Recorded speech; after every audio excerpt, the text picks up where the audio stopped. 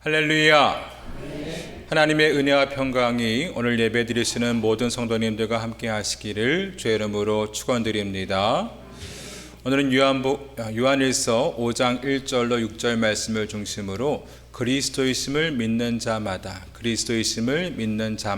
라는 제목으로 함께 말씀을 나누겠습니다. 어느 먼 나라의 변방 이름도 없는 마을에 고아처럼 자라던 한 소년이 있었습니다. 그는 늘 두덕이 옷을 입고 사람들의 눈치를 보며 내일 먹을 양식을 걱정해야 하는 가난한 집에서 살았어요.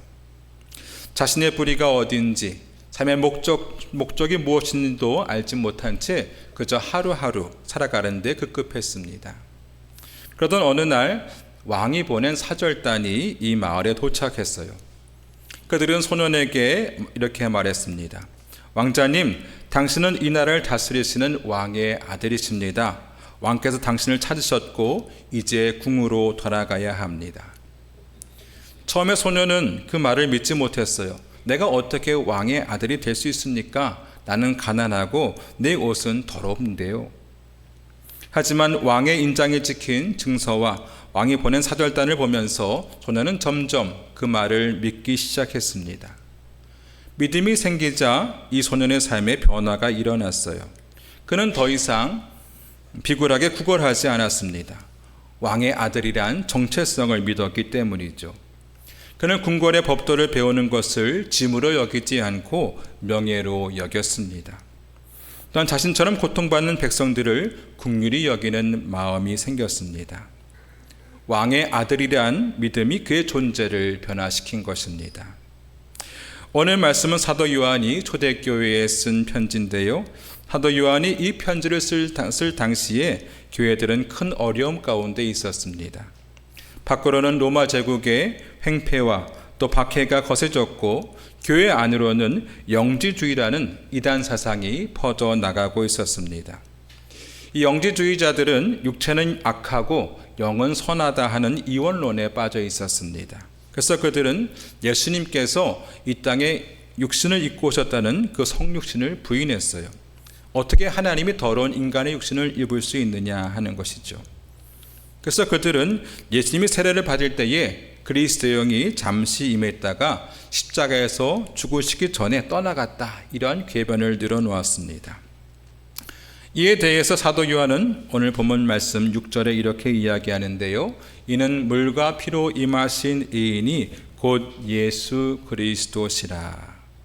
예수님은 영적인 존재로만 이 땅에 오신 것이 아니라 육신의 죽음을 통해서 그분이 하나님의 아들이심을 증명하신 것입니다.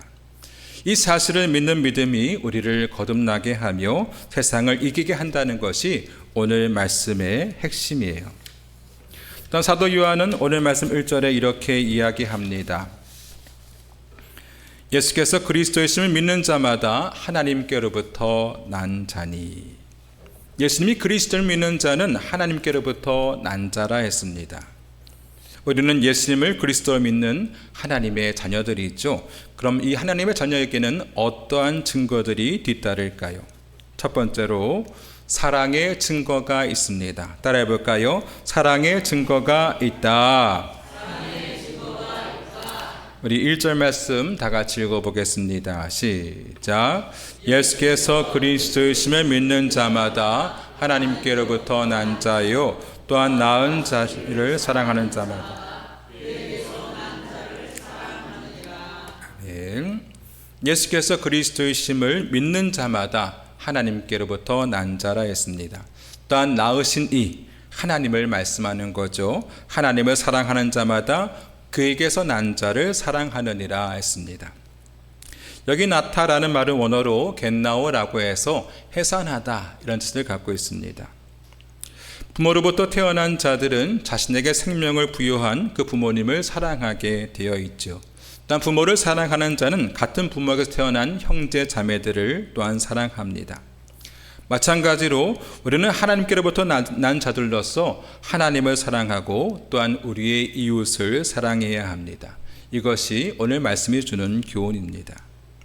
믿는 자들에게는 이러한 증거가 뒤따르는데 하나님을 사랑하듯이 이웃을 사랑하게 된다는 것입니다. 우리는 예수가 그리스도이심을 믿는 자들로서 하나님을 사랑하고 또한 이웃을 사랑해야 할 줄로 믿습니다. 사도 요한은 4장에서 이렇게 이야기하는데요. 사랑하는 자들아, 우리가 서로 사랑하자. 사랑은 하나님께 속한 것이니 사랑하는 자마다 하나님으로부터 나서 하나님을 알고 사랑하지 아니하는 자는 하나님을 알지 못하나니 이는 하나님은 사랑이심이라 하셨습니다.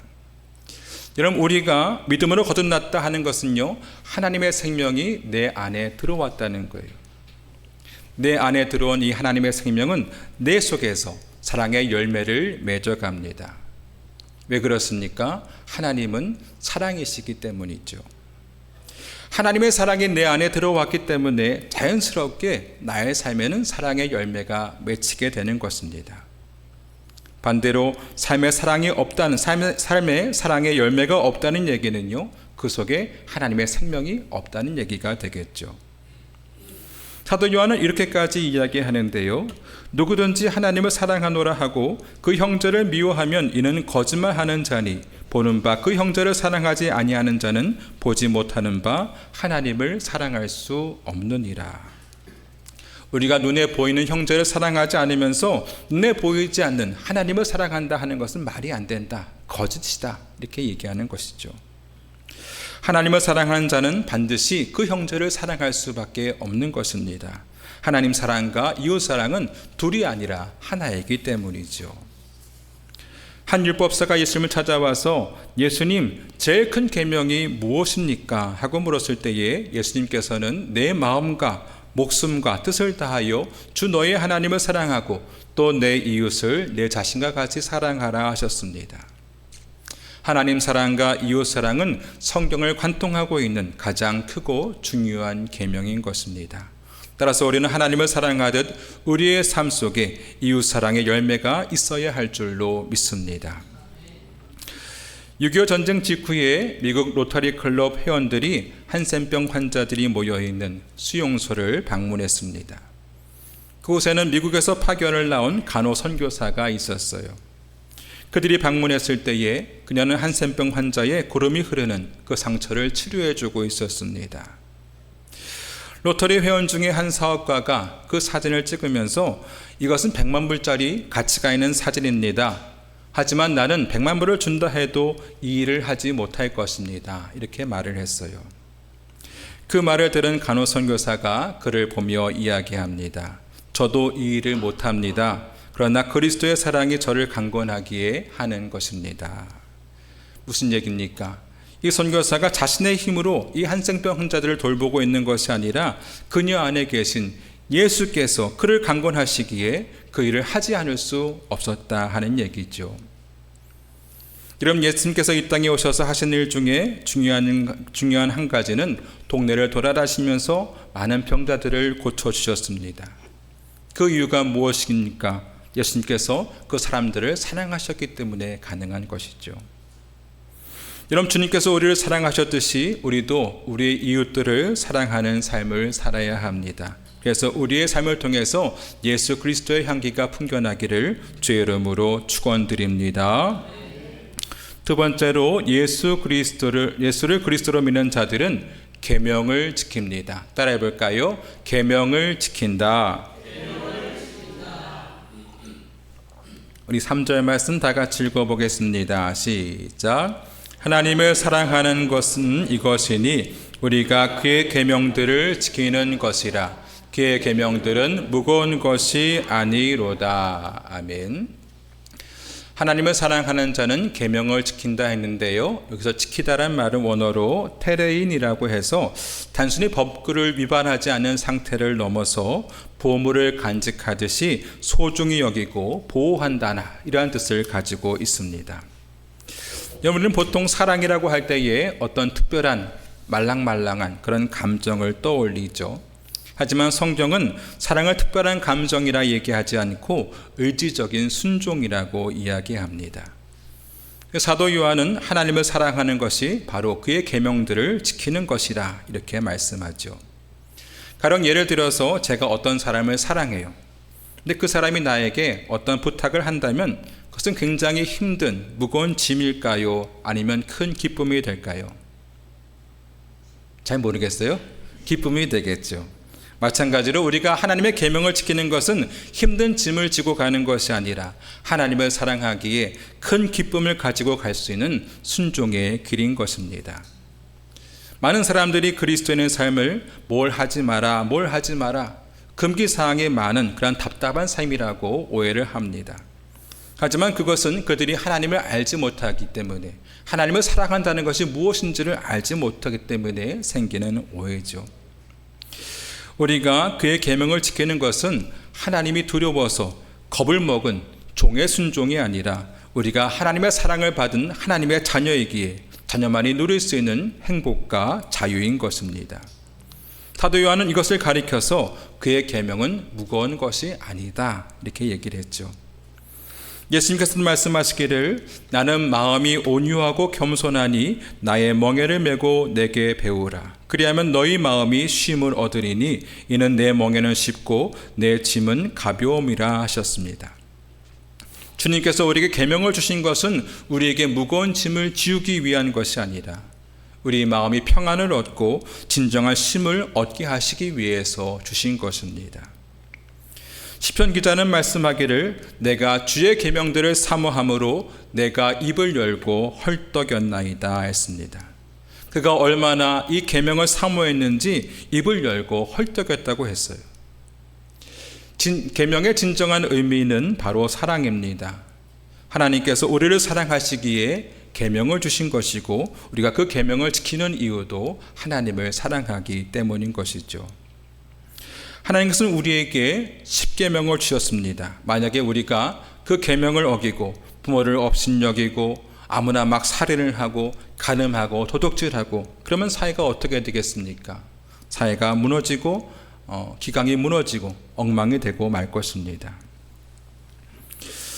2018년도에 미국 플로리다의 한 고등학교에 총기 사고가 일어났습니다.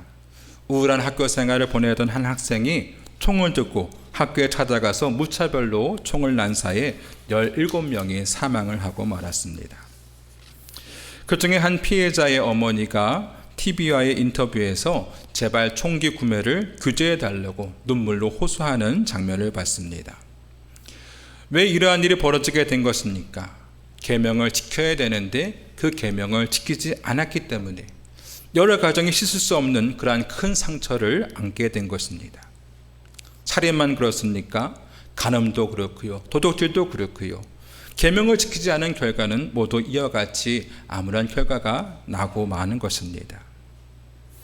하나님께서 우리에게 계명을 주시는 이유는 우리를 옥죄기 위한 것이 아니라 우리에게 짐을 더하시기 위한 것이 아니라 우리를 사랑하시기 때문입니다.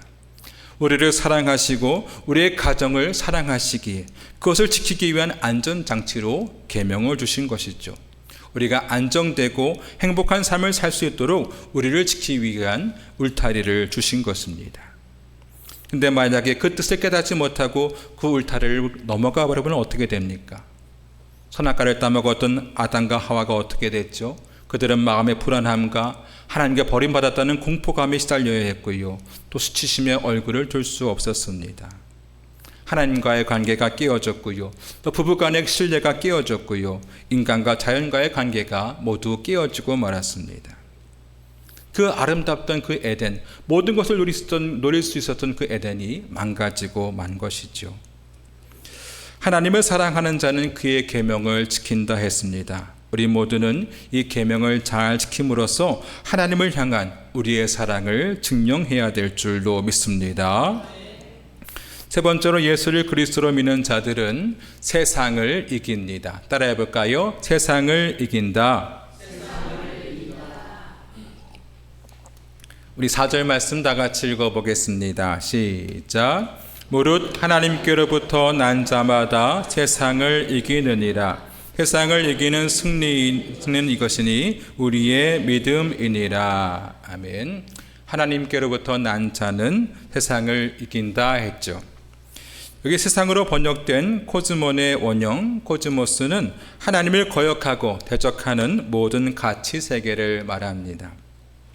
그것은 물질주의, 이기주의, 쾌락주의, 또 불신앙의 문화, 또 죽음의 공포들을 의미해요. 여러분, 우리가 살고 있는 이 세상은 우리 성도들이 살기에 결코 만만한 곳이 아닙니다.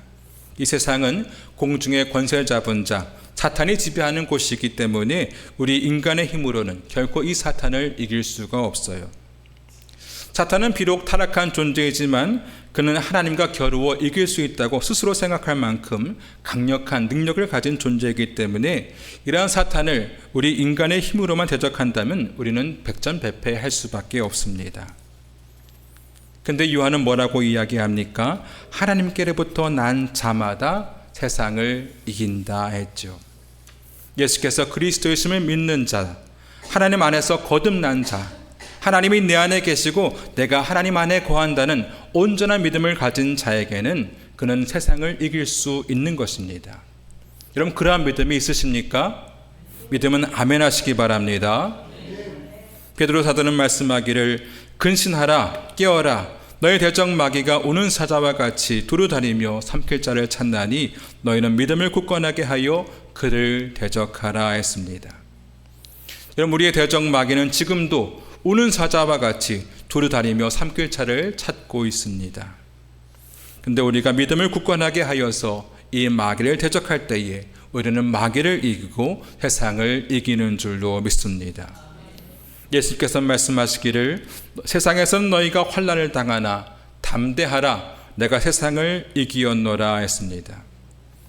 여러분, 예수님께서는 이미 십자가와 부활로 세상을 이겨 놓으셨습니다. 마귀의 권세, 사망의 권세를 다 이겨 놓으셨어요. 이미 이겨놓은 그 승리를 우리가 믿음으로 붙잡게 될 때에 우리는 주님 안에서 승리의 삶을 살게 되는 것입니다. 여러분, 악령은 상상 속에만 존재하는 것이라 실제로 존재를 해요. 악령에 사로잡힌 사울은 창을 던져서 몇 번이고 다윗을 죽이려고 했었습니다. 이처럼 마귀는 틈만 나면 우리를 찾아와서 남들과 나를 비교하게 만들고 낙심하게 만들고 절망하게 만듭니다. 너는 남들보다 더 많은 것을 가져야 돼. 너는 반드시 성공해야 돼. 너는 남들보다 적은 것을 가졌으니 너는 가치가 없는 존재야 하면서 물질적인 가치관으로 또 성공주의적인 가치관으로 세상을 보게 합니다. 또 자꾸 부정적인 생각을 집어넣죠. 그러한 마귀의 속삭임에 넘어가서는 안 됩니다. 나는 그리스도의 피로 산 하나님의 자녀이다. 나는 이미 승리하신 주님 편에 들어가 있다. 세상이 아니라 주님이 나의 주인이시다 한 확실한 믿음을 가질 때에 그럴 때에 마귀가 왔더라도 그는 일곱 길로 도망하게 될 것입니다. 독일의 목회자 마르틴 니밀러 목사님은 히틀러 정권에 공개적으로 항거한 인물입니다. 그는 국가가 교회를 통제하려는 시도에 맞서서 하나님의 말씀은 인간의 권력 위에 있다 하고 외쳤고 그 결과 체포되어서 7년간의 수감 생활을 하게 되었습니다. 그 갇혀있던 독방에는 작은 창문이 하나 있었어요. 창문 밖으로 보이던 것은 푸른 하늘도 아니고 자유로운 들판도 아니었습니다. 사형수들이 처형되는 교수대와 밧줄밖에 보이지 않았습니다. 어떨 때는 처형당한 사람이 교수대에 매달려 있는 그런 모습도 봐야 했어요. 매일같이 사형대만 바라보던 그는 점점 죽음의 공포에 사로잡히게 되었습니다. 매일 밤 자신이 그 자리에 매달려서 죽는 꿈을 꾸면서 놀라 잠을 깨기도 했습니다. 다음 차례는 나일지 몰라 하는 생각이 그를 압도해 갔습니다. 그러던 어느 날 그는 스스로에게 질문을 합니다. 왜 나는 교수대만 바라보고 있는가? 그리고 그는 시선을 돌려서 예수님을 묵상하기 시작했어요. 예수님께서 십자가 위에서 자신을 못 박는 자들을 위해서 아버지여 저들을 사하여 주옵소서 기도하셨던 사실을 깊이 되뇌었습니다. 죽음 앞에서도 원망이 아니라 사랑을 선택하셨던 주님을 바라보며 그는 결단했습니다. 주님처럼 살다가 주님처럼 죽는다면 그것은 가장 영광스러운 일이다. 나도 예수와 함께 천국에 속한 자로 살겠다. 이러한 결단 이후에 놀라운 변화가 일어났습니다. 두려움이 물러가고 설명할 수 없는 평안이 그의 마음을 채우기 시작했어요. 마치 시험을 이기신 예수님께 그 천사가 와서 수종을 들었던 것처럼 하나님께서 천사를 보내셔서 위로하시는 것 같은 깊은 위로를 경험하게 되었습니다. 결국 그는 하나님의 섭리 가운데 살아서 석방이 됩니다. 수용소를 하면서 그는 말하기를 깊은 산속에서 수도생활을 마치고 세상으로 돌아오는 느낌이었다고 고백했습니다. 감옥은 그를 무너뜨린 곳이 아니라 오히려 믿음을 더욱더 굳건하게 한 영적 훈련의 장소가 되었던 것입니다. 교수들을 바라볼 때는 두려움이 생겨났지만 십자가를 바라볼 때는 평안이 생겨났습니다. 감옥이라는 환경은 똑같았지만 그의 시선을 바꿀 때에 그의 마음도 변화되었던 것입니다. 요한일서 4장 4절 말씀에 자녀들아 너희는 하나님께 속하였고 또 그들을 이기었나니 이는 너희 안에 계신 이가 세상에 있는 자보다 크심이라 했습니다. 단 5장 4절 말씀에 세상을 이기는 승리는 이것이니 우리의 믿음이라 하셨어요. 여러분, 우리 주님 안에는 이미 승리가 있습니다. 주님께서 다 이겨놓으셨습니다. 마귀와의 싸움에서 승리하셨고 십자가로 승리를 이루어 놓으셨습니다. 더 이상 마귀의 속삭임에 미혹되지 마시고 믿음으로 예수 안에 있는 자유와 풍요를 누리며 살아가시기 바랍니다. 예수께서 그리스도를 믿는 사람들에게는 증거가 있다고 했죠. 이러한 자들은 사랑의 증거가 있고 또 계명을 지킨다고 했고요. 또 세상을 이긴다고 했습니다. 우리 모두가 이러한 그리스도인들이 되어서 세상을 이기고 마귀를 이기는 승리의 사람들이 다 되시기를 주의 이름으로 축원드립니다. 우리 함께 찬송하고 기도하겠습니다.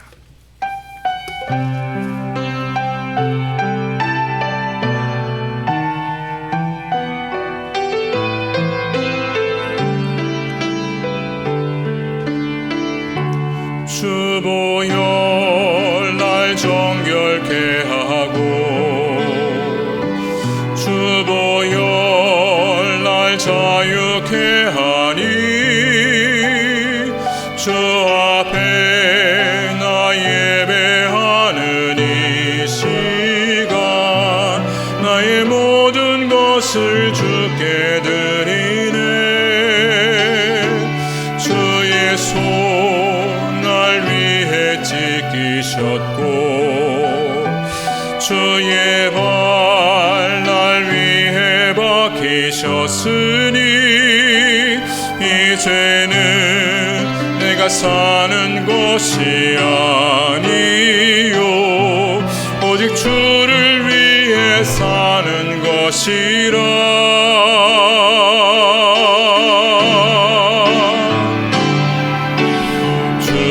손에 나의 손을 포개고 또 주의 발에 나의 발을 포개어 나 주와 함께 죽고 또 주와 함께 살리라. 영원토록 주 위에 살리라. 주의 손에 나의 손을 포개고 또 주의 발에 나의 발을 포개어 나 주와 함께 죽고 또 주와 함께 살리라. 영원토록 주 위에 살리라. 주 위에 살리라. 다시 한번 찬양합니다. 주보혈 날 정결케 하고 주보혈 날 자유케 하니 이제 앞에 나 예배하는 이 시간 나의 모든 것을 주께 드리네. 주의 손 날 위해 찢기셨고 주의 발 날 위해 박히셨으니 이제는 내가 사는 것이 아니요 오직 주를 위해 사는 것이라.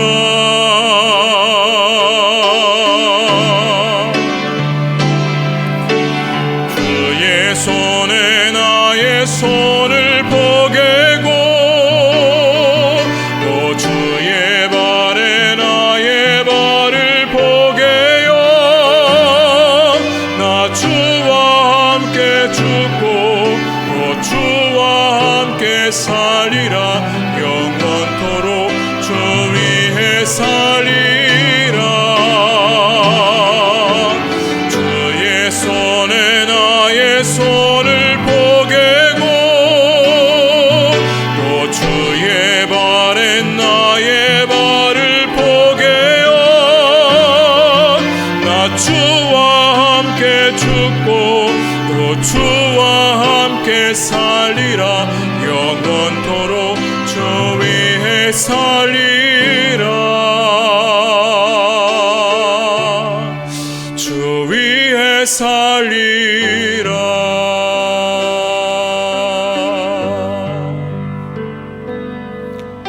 여러분, 예수님께서는 이 땅에 육신으로 오셔서 십자가를 지고 지심으로 우리에게 구원을 완성해 놓으셨습니다.